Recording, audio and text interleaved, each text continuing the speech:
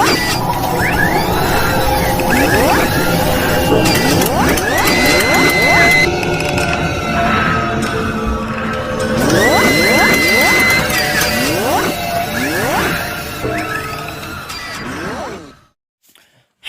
dear students. It's me Jivan Dhakal with the Z Struggler Media. Today I am here with a new content and subject matter. Today I am going to teach the English book of class 6 because the course of class 6 has been completely changed from this year. Today I am going to teach the first lesson or first unit of class 6 English, and the title of this lesson, the title of this first unit is T.S. Eliot. While teaching this lesson, I will teach you paragraph by paragraph so that it will be very easy to understand for you. And at first I will present some vocabulary in Nepali. I will translate some vocabulary in Nepali so that it will be very easy for you to understand. And after that I will explain every paragraph, and at last I will present some question. Now let me start first paragraph.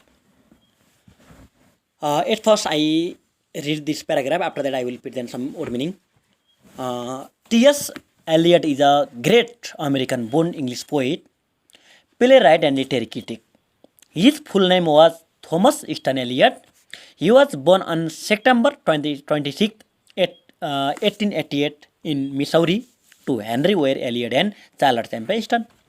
Now some difficult vocabulary. Playwright. Playwright means natakar. Next literary. Literary means साहित्यिक. Next critic. Critic means आलोचक or समालोचक. Great means महान अथवा ठुलो. Poet means कवि.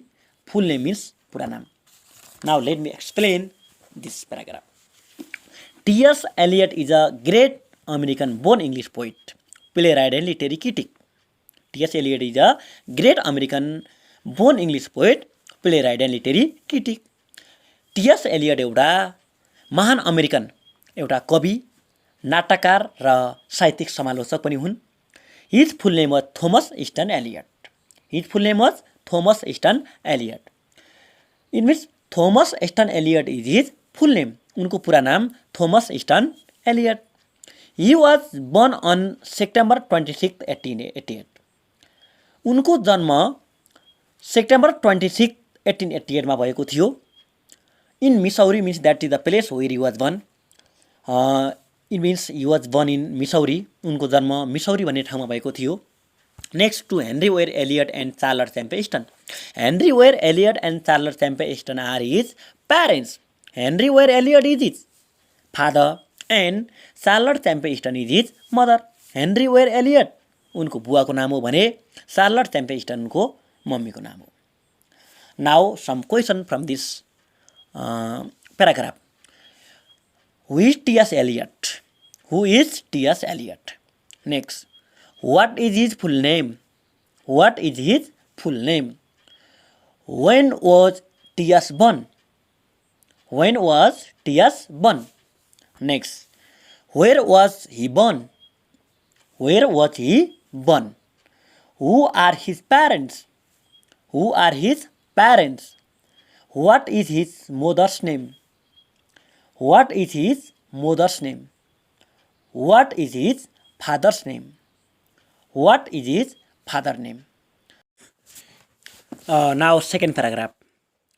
Let me read this paragraph. After that I will explain. Eliot took his higher education at Smith Academy, the boys' college preparatory division of Washington University from 1898 to 1905. He studied Latin, ancient Greek, French and German. He began to write poetry when he was 14. His first published poem was a fable for Pfister. It was written as a school exercise and was published in the Smith Academy record in February 1905. He studied philosophy at Harvard College from 1906 to 1909. He completed BA in 1909 and MA the following year. He had also worked as philosophy assistant at Harvard College from 1909 to 1910. By 1916, he completed his PhD from Harvard. Now, some difficult vocabulary. Higher education means उच्च शिक्षा. Preparatory means प्रारम्भिक, पहिलाको सुरुको. University means विश्वविद्यालय. Studied means अध्ययन गर्यो. Began means सुरु गर्यो. Poetry means कविता. Publish means प्रकाशित गर्यो. Exercise means अभ्यास. Philosophy means दर्शन अथवा दर्शनशास्त्र. Following year means पछिल्लो वर्ष. Assistant means सहायक. Now let me explain this paragraph.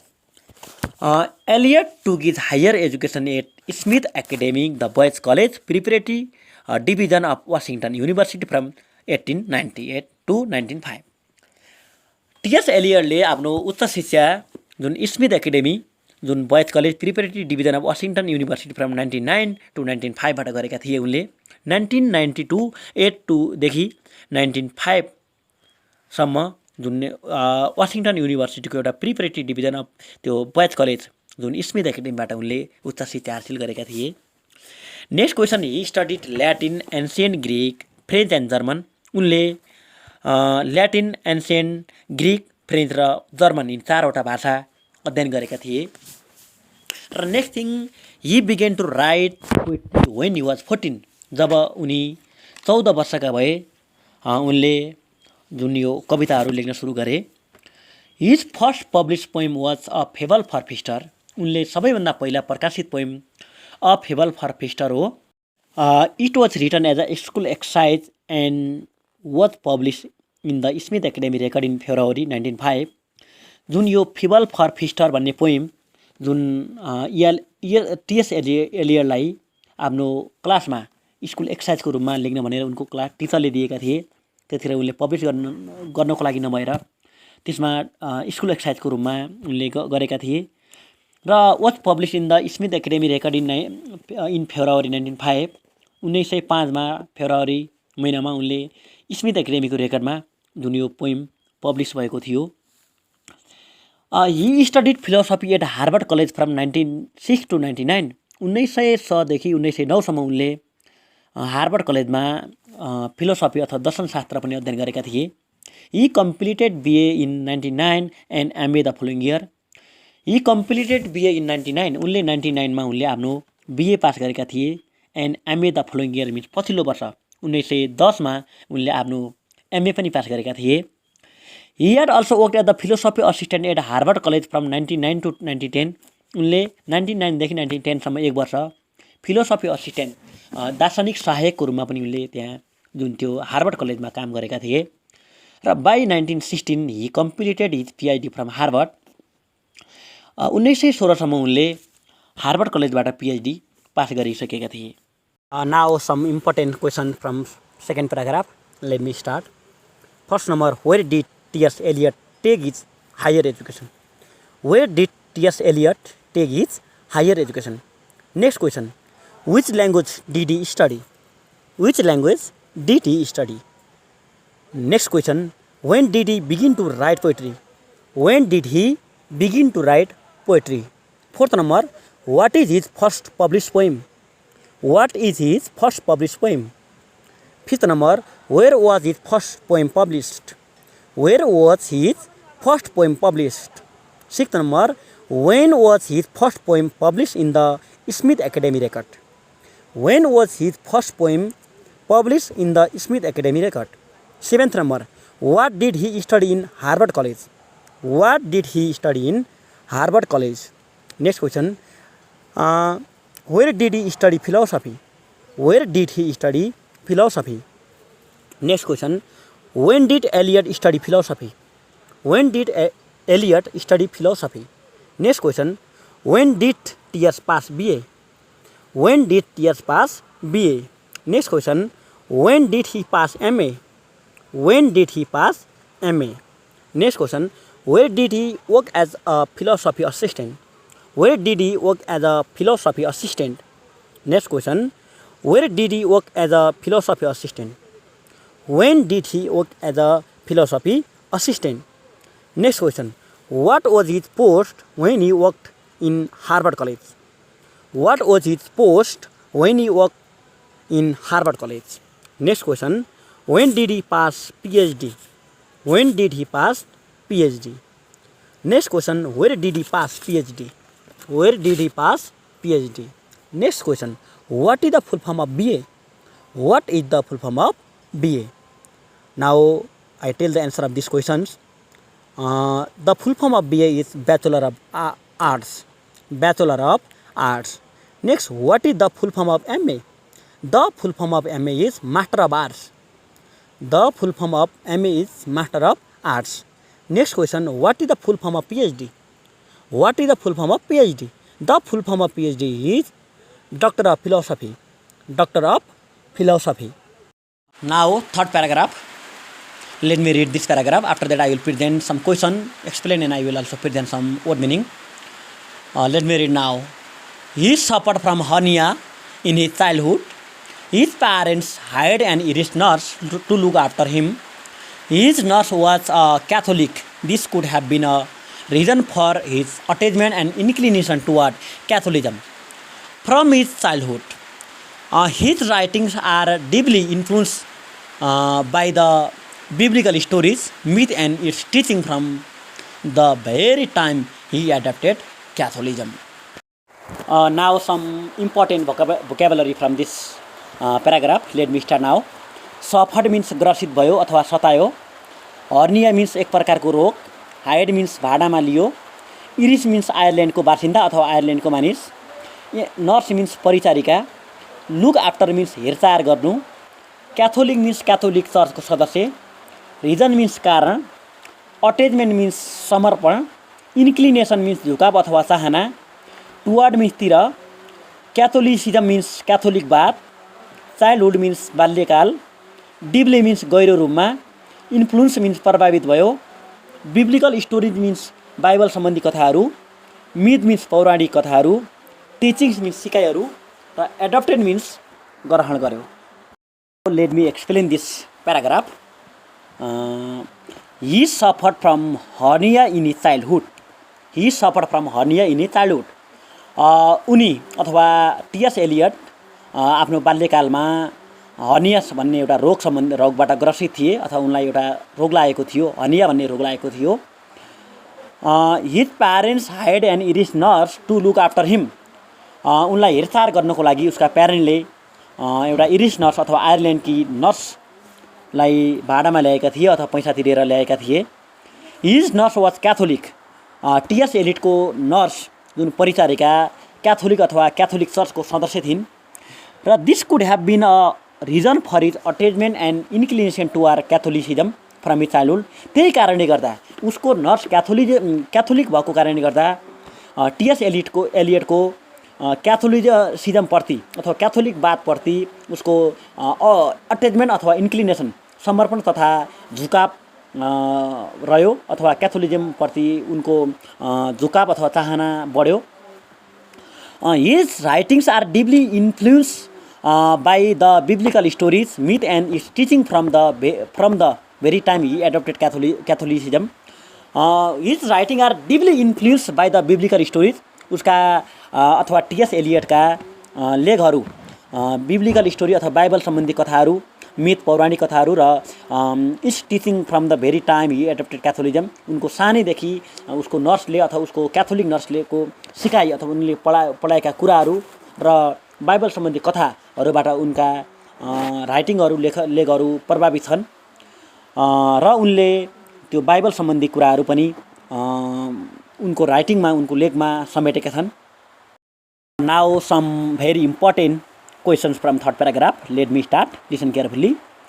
First number, what was the disease that he was suffering from in his childhood? What was the disease that he was suffering from in his childhood? TS Eliot सानो बाल्य अवस्थामा ग्रसित भएको रोगको नाम कुन हो अथवा कुन रोगबाट ग्रसित भएका थिए? Next question, what problem did he face in his childhood? What problem did he face in his childhood?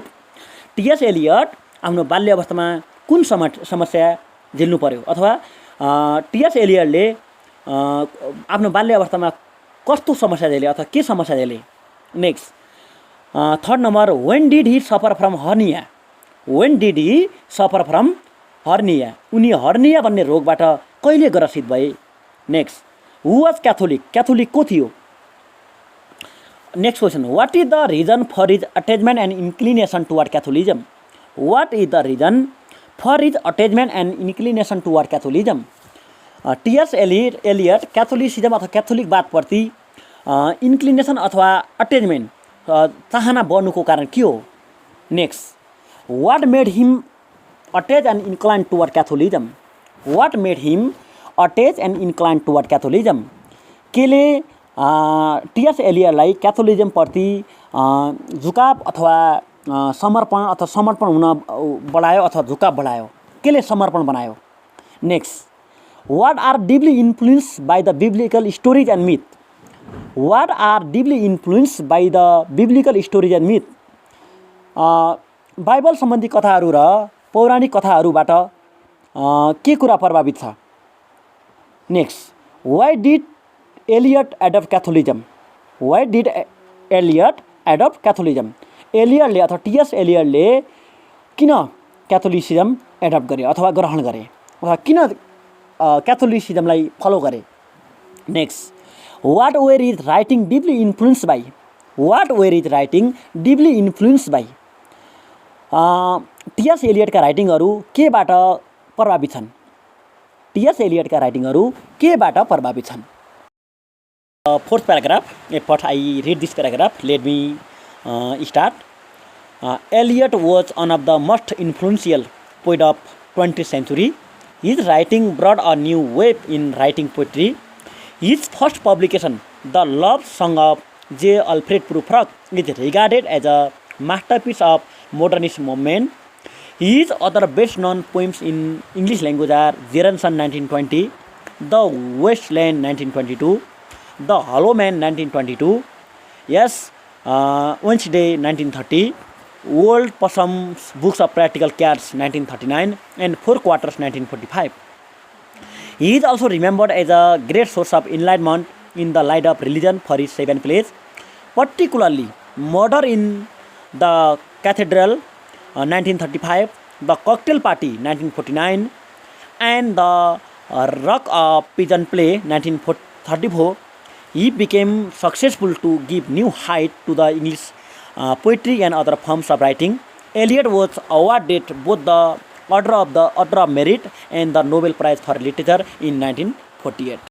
Now some words meaning from fourth paragraph. Let me start now. Influential means प्रभावशाली. Influential means प्रभावशाली. Century means शताब्दी अथवा 100 वर्षको अवधि. Publication means प्रकाशन. Publication means प्रकाशन. Regarded means ठानिन्छ अथवा लिइन्छ. Masterpiece means उत्कृष्ट कृति. Masterpiece means उत्कृष्ट कृति. Modernist means आधुनिकवादी. Modernist means आधुनिकवादी. Movement means आन्दोलन. Movement means आन्दोलन. Best known means प्रख्यात. Best known means प्रख्यात. Remembered means सम्झिन्छ. Remembered means सम्झिन्छ. Source means स्रोत. Source means स्रोत. Enlightenment means प्रकाश अथवा ज्ञान. Enlightenment means प्रकाश अथवा ज्ञान. Religion means धर्म. Religion means धर्म. Plays means नाटकहरू. Plays means नाटकहरू. Successful means सफल. Successful means सफल. Height means उचाइ. Height means उचाइ. Forms means रूपहरू. Forms means रूपहरू. Awarded means सम्मानित भयो. Awarded means सम्मानित भयो. Prize means पुरस्कार. Prize means पुरस्कार. Literature means साहित्य. Literature means साहित्य. Let me explain fourth paragraph. Eliot was one of the most influential poet of 20th century. Eliot was one of the most influential poet of 20th century. Eliot एउटा 20औं शताब्दीको सबैभन्दा प्रभावशाली influential poet हुन्. His writing brought a new wave in writing poetry. जुन T.S.. एलियटका लेखहरूले English पोइट्रीमा writing पोइट्रीमा poetry लेखनमा एकदमै नयाँ वेभ नयाँ तरङ्ग ल्याएका छन्. हिज फर्स्ट पब्लिकेसन उनको सबैभन्दा पहिलो प्रकाशन the love song of J Alfred Prufrock हो। His first publication is the love song of J Alfred Prufrock. उनको सबैभन्दा पहिलो पब्लिकेसन के रहेछ भने the love song of J Alfred Prufrock. It is regarded at the masterpiece of modernist movement. जुन his first publication उनको सबैभन्दा पहिलो प्रकाशन the love song of J Alfred प्रुफरगलाई एउटा मोडर्निस्ट मुभमेन्ट आधुनिकवादी आन्दोलनको एउटा मास्टरपिस अथवा उत्कृष्ट कृतिको रूपमा पनि लिन्छ। Next thing, his other best known poem in English language are. उनका अरू फेमस पोइमहरू पनि एकदम चलेका पोइमहरूमा Gerontion, it was written in 1920, यो 1920 मा लेखिएको थियो। द वेस्टल्यान्ड 1922, जुन यो वेस्टल्यान्ड 1922 मा लेखिएको थियो। नेक्स्ट द हलो म्यान जुन 1925 मा लेखिएको थियो। Ash Wednesday, it was written in 1930 मा लेखिएको थियो। Old possum's book of practical cat जुन it was written in 1939 and 4 quartets 1945। Especially there are so many poems written by T.S. Eliot, but these 6 poems are best known poems. These were written by T.S. Eliot, and he is also remembered as a great source of enlightenment in the light of religion for his 7 plays.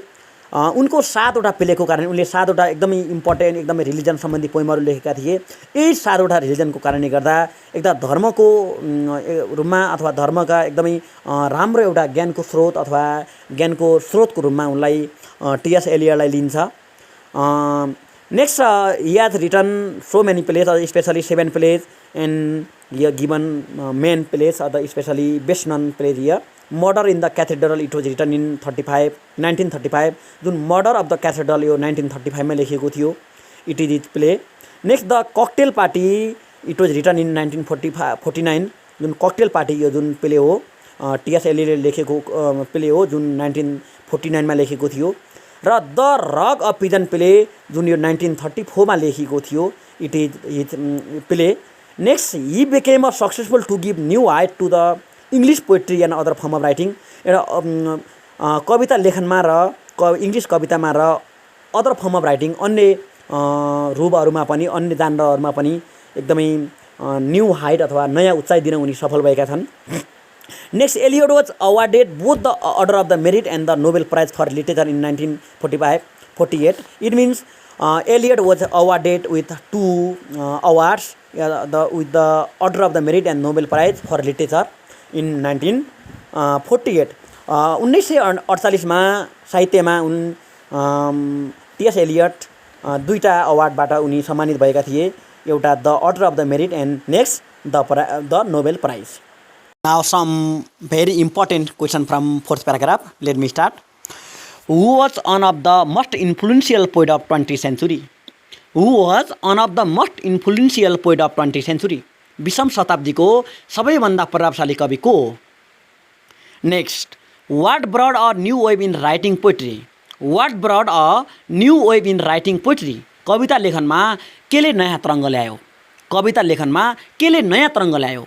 Next, what did his writing brought in writing poetry? What did his writing brought in writing poetry?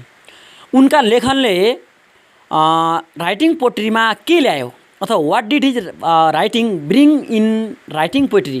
कविता लेखनमा टी.एस. एलियटका लेखहरूले के ल्याए? Next, what was his first publication? उनको सबैभन्दा पहिलो प्रकाशन अथवा पब्लिकेसन कुन हो? Next, what is regarded as a masterpiece of the modernist movement?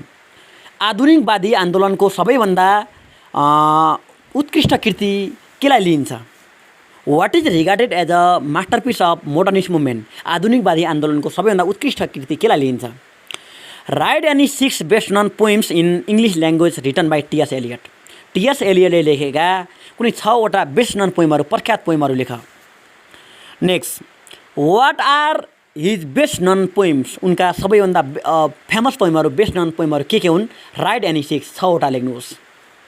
Next, why is TS. regarded as a great source of enlightenment in the light of a religion? Why is T.S. Eliot regarded as a great source of enlightenment in the light of religion? एउटा धर्मको लाइटमा, धर्मको कुरामा सबैभन्दा महान ज्ञानको स्रोत केलाई T.S.. एलियटलाई किन लिएको हो अथवा टी.एस. एलियटलाई ज्ञानको भण्डारको रूपमा किन लिइन्छ? Next, what are the plays written by Eliot, write any 3। एलियटले लेखेका अथवा टिएस एलियटले लेखेका प्लेहरू अथवा नाटकहरू के हुन्, कुनै राइट एनी 3, 3वटा लेख्नुहोस्। Next, who became successful to give new height to the English poetry and other form of writing. Who became successful to give new height to the English poetry and other form of writing. English पोइट्रीमा, कविता लेखनमा अथवा अङ्ग्रेजी कविता र अन्य जान्रहरूमा नयाँ उचाइ दिन सफल को भयो अथवा को सफल भयो। Next, what are the award that he got for his literature. What are the award that he got for literature.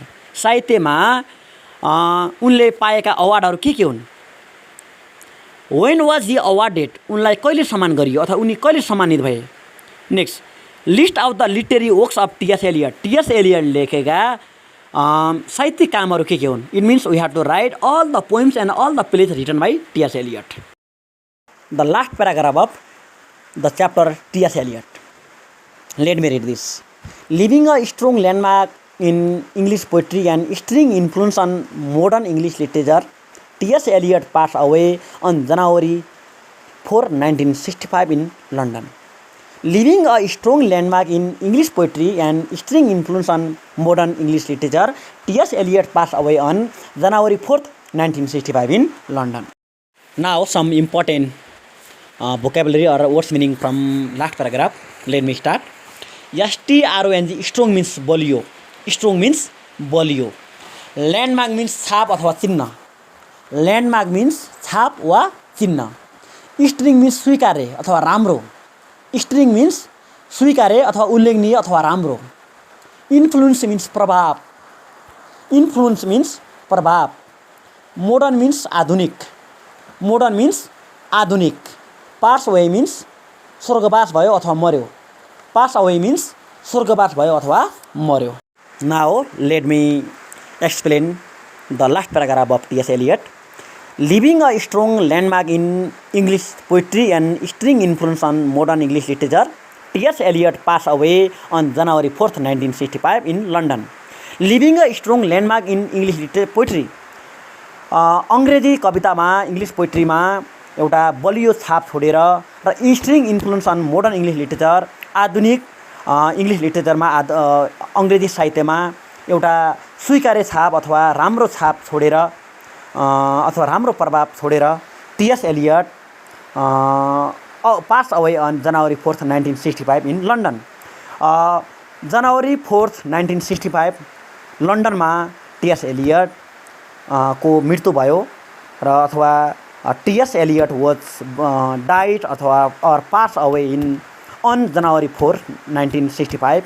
He was died in London and he died leaving a strong landmark in English poetry and string influence on modern English literature.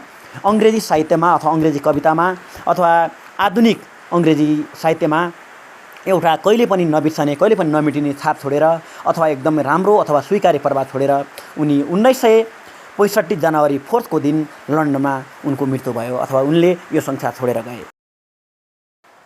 Now some important questions from last paragraph. Let me start. When did T.S. Eliot pass away? When did T.S. Eliot pass away? T.S. Eliot कहिले स्वर्गवास भयो अथवा TS Eliot को मृत्यु कहिले भयो. Next, where did TS Eliot pass away? TS Eliot कहाँ मिते अथवा टिएस एलियट को मृत्यु कहाँ भयो.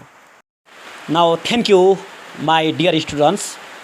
I have taught this full lesson about T.S. Eliot. I hope you have understood many things from this lesson, and I will regularly upload my video about different topics. Bye bye for now, and we will meet in next lesson or the next day. Thank you very much.